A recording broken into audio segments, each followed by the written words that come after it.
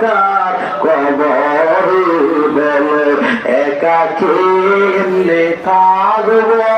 অন্ধকার কবরে মাটির বাড়ি মাটির ঘরে মাটির হবে বিশাল বলে মাটির বাড়ি মাটির মাটির হবে বিশালা বলো আই সরেকা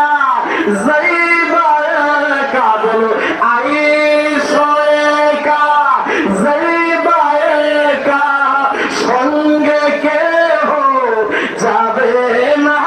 একা কেনে থাক